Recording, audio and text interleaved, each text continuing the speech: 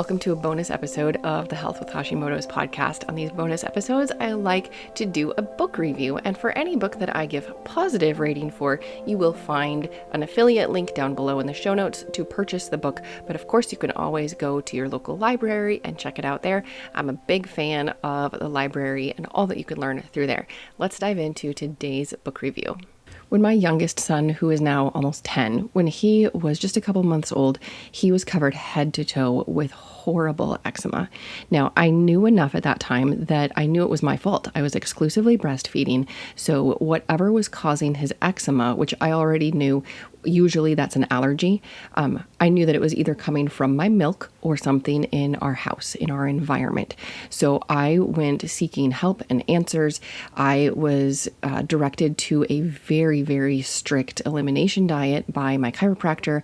And essentially, I had to cut out everything except for white meat, fish, and organic vegetables and berries for a very short period of time, and then gradually add things back in. It was really hard. And it was at that time when I found Danielle Walker. Her blog and her recipes, I think at that time she had one book out maybe. They really, really, really helped me going through that elimination diet and figuring out what I could eat and what meals I could make. Because when you're going through something like that, and whether it's an elimination diet or you're just taking, gluten out of your diet or dairy, you need resources. It's not normal to cook without those things. We have been brought up in cultures where we use gluten and wheat in our recipes, and we use dairy, we use sugar. There's a lot of things where in the Hashimoto's world or in the autoimmune world that they tell us to take out of our diets, but then you're left wondering, well, what now? What can I eat? And what can I make? So finding Danielle Walker and her plethora of recipes at that time, it was such a blessing. Now, it turns out she uses a lot of coconut flour, and that was my son's biggest allergy. So at that time, I couldn't use a lot of her recipes, but a lot of them I could. And mostly what I gained was encouragement, knowing that I wasn't in this alone and that I would be able to come out on the other side. I would be able to find resources and help. So that was my introduction to Danielle Walker, and now she has a book out. It's called Food Saved Me. Now, her journey started with ulcerative colitis, and I love the book. I highly recommend it, 5 stars for sure, because number one, it's well written. It's circular. It starts out with a couple chapters on the emotional importance of food, like how we all come together as a family or for holidays. We're all together around food and just that emotional connection. And then she goes through that grieving process. She tells us about when she realized that she had to remove some foods and how lonely and isolated she felt, even amongst other people. I really, really resonated with that because that is what I also felt. Maybe you have felt that way as well. Even while you're eating with a group of people, you're still eating differently and you can't partake in the same foods. You walk into an area and things smell wonderful and you already know, well, I can't participate in whatever smells so good. It is very isolating and you feel alone.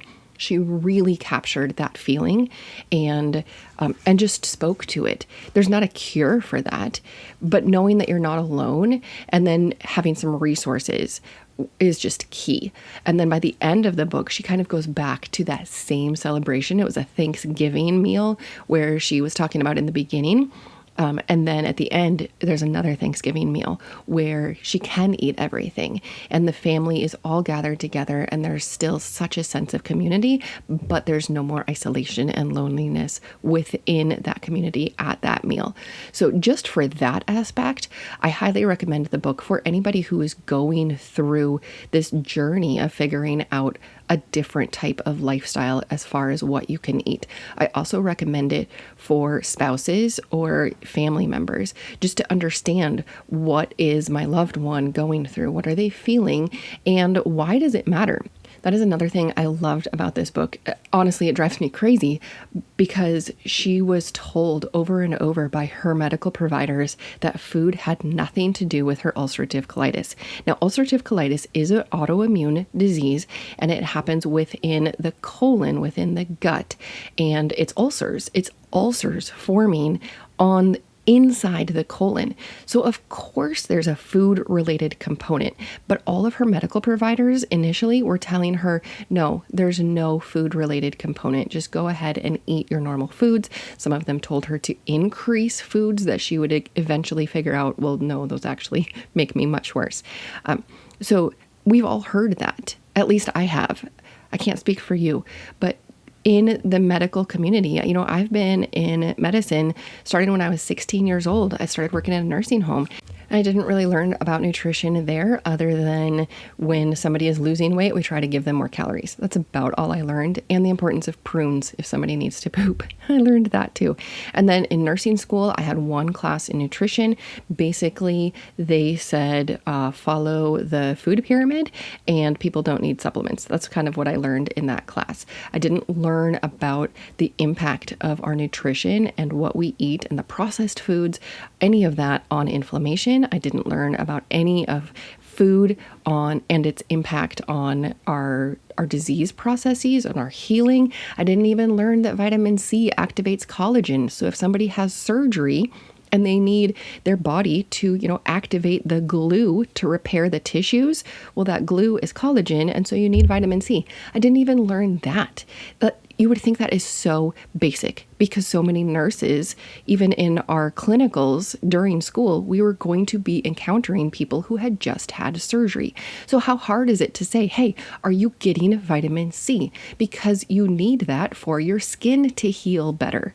So simple. And yet we weren't even taught that.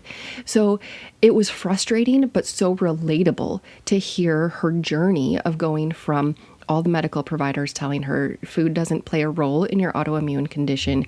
And eventually her finding, well, actually it does. And one of the things that was so insightful for her journey, and I absolutely loved, was when she was on a trip to Africa. She talks about going into what she would consider a very poor area of Africa. I mean, they were like digging wells and trying to get clean water. So she did not have high expectations of their medical care.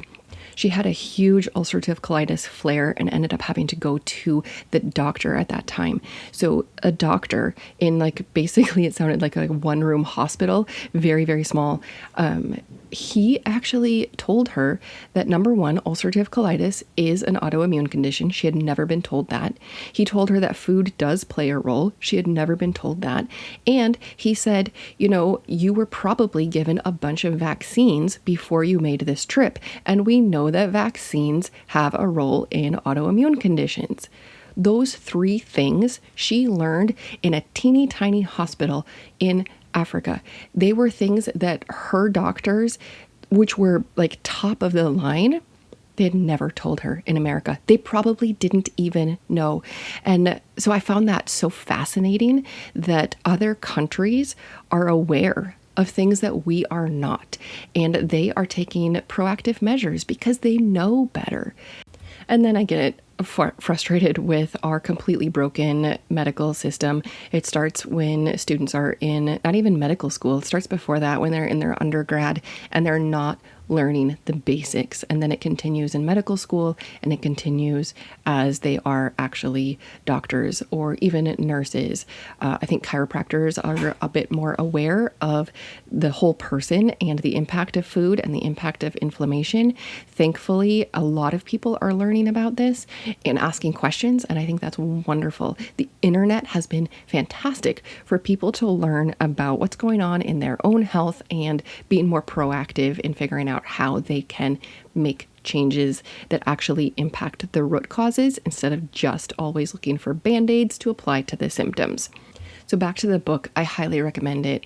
If you are dealing with an autoimmune disease, whether it's Hashimoto's or something else, and you feel like food might be playing a role in that, listen to this book or read it on your own. I listened to the audio, and Danielle Walker narrates it herself.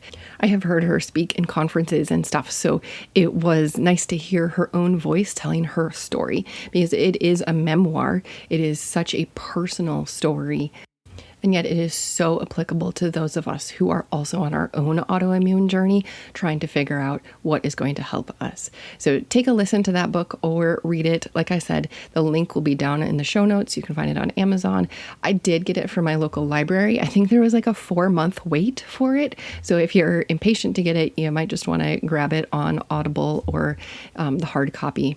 I will note that the last chapter is written by her husband, and it is written to spouses in helping them understand how to best support people going through an autoimmune condition or something like this. If you get the audio, there's also an interview that they did together with, I don't remember who interviewed them, and that is at the end of the audiobook. So I'd love to know your thoughts after you listen to it or read it. Let me know on Instagram. I am at estery.rn. And also let me know if there's a book that you think I should read and review for these bonus episodes. In an ideal world, I would read and review 1 book a month. That's not always feasible, but that is the goal. So let me know if there's a book that I should take a look at next. Hey, thanks for listening to the podcast today. Hashimoto's thyroiditis can be overwhelming and frightening. Your body isn't working as expected, and you get frustrated. You can be dealing with many different symptoms, including fatigue, anxiety, heart palpitations, depression, brain fog, and more. You might find yourself saying, I just want to feel like myself again, and I get it. I created the Hashimoto's 101 guide so that you can understand what Hashimoto's is, what it means for you, and how you can create a path to health. There is hope. You can find better health. Download this free guide at healthwithhashimotos.com/guide. Please help others find this show by rating and reviewing it in your podcast app or by sharing a screenshot of today's episode in your social media stories. Be sure to tag me on Instagram. You can find me at estery.rn. This podcast is for informational and educational purposes only. Please be sure to discuss any concerns and plans with your trusted healthcare professional.